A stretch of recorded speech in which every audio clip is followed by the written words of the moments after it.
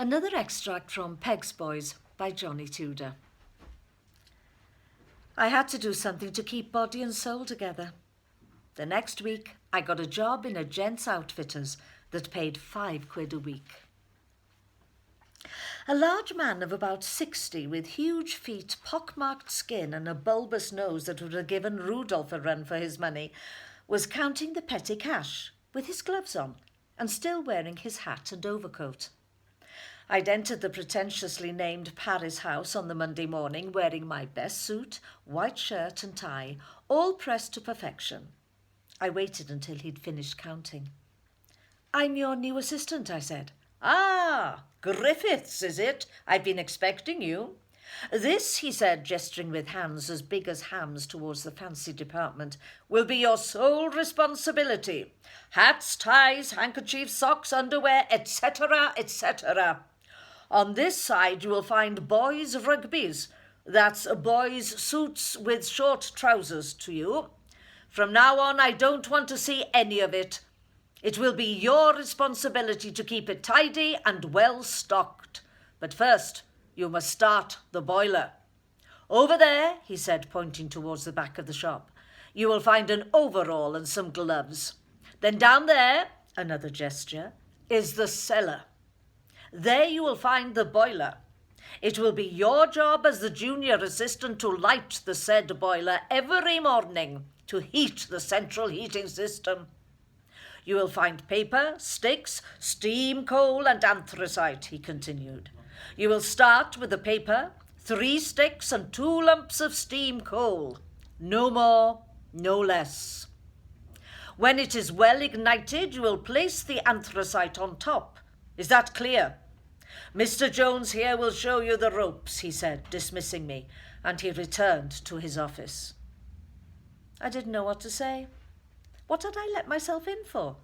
The rumours I'd heard about this heinous haberdasher were true. I'd been warned that he was a bloody tyrant, but nothing could have prepared me for this. I felt like I was in some Dickensian play. I came here to sell clothes, not light bloody boilers. If he wanted a stoker, he should have rung the bloody steelworks. Mr. Jones, the first salesman, a man not much older than me, had been observing my induction with interest, a hint of a smile on his face. "Don't worry about Tom," he said. "You just have to learn how to handle him." It was like good cop, bad cop. Mr. Jones, or Jeff, as he asked me to call him, lived in Cwmteg. I'm not a great believer in coincidences, but in this case it turned out to be true. He knew most of the characters of the village that I did. When Tom wasn't cracking the whip, he would reminisce about the place and the mutual friends we had. He knew Pip and Frankie. Being a year older than me, he'd been in the same class as Frankie. He knew Jennifer Jones. Every boy in the school knew Jennifer Jones. I pumped him as to what had happened to her. He wasn't sure, but he'd heard she'd got married to a local boy and moved away. Jeff became a good friend and mentor during my brief career as a fancy hand, as Tom insisted on calling me. He patiently showed me how to sleeve the stock so that the rows of suits on rails were aligned as perfectly as soldiers. He taught me how to press a suit with a huge goose iron for the window display. Fold and pack a suit in sheets of brown paper so they wouldn't crease, then tie them with string. My lessons were interrupted by Tom bellowing from the office. "Mr. Griffiths, put the kettle on. I fancy an attractive cup of tea. You'll find the makings in the staff room. Oh, and after you've done that," he yelled as an afterthought, "you can get me a middle cutlet and chips from the chip shop, and a custard slice. I'm nuts on custard slices." My first day as a shop assistant was turning out to be a nightmare, but I had to suck it up. I was trapped. We needed the money. I had to bite my tongue and get on with it as best I could. It was very busy that first day. Apart from my cleaning and boiler duties, there'd been a run on the fancy department and most of the stock was running low. It was 10 minutes before closing. I was tidying the stock ready for the next day when a customer entered in search of a tie. That line, Mr. Griffiths, yelled Tom, gesturing for me to go forward. I've only got 6 ties left, sir, I said, nodding towards my depleted stock. But you're welcome to look. The man hovered, not knowing quite what to do.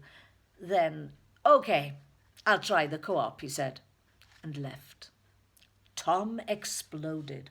What do you mean we only have 6 ties? We have 6 attractive ties, he yelled. Which one would you like?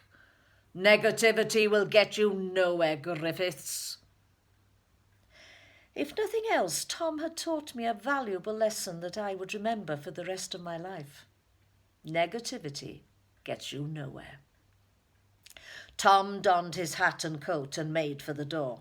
Jeff, I'm going to the Chinese laundry on paper, he yelled. What does he mean, on paper? I asked. He means if his wife calls, he's gone to the Chinese laundry. He's having an affair with a cashier at the other branch. Oh, how could anyone fancy him? You haven't seen the cashier, have you? He said with a wink. Apart from the obvious drawbacks of working for a tyrant, my time as a shop assistant wasn't all that bad.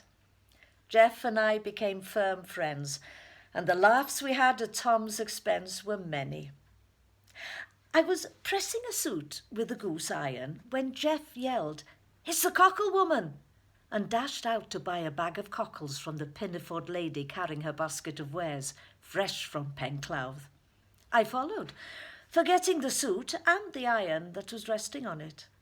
I returned, clutching my bag of cockles, to find the iron had burnt a hole in the brand new jacket, much to Jeff's amusement.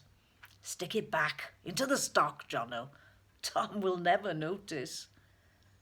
I don't know if he ever did.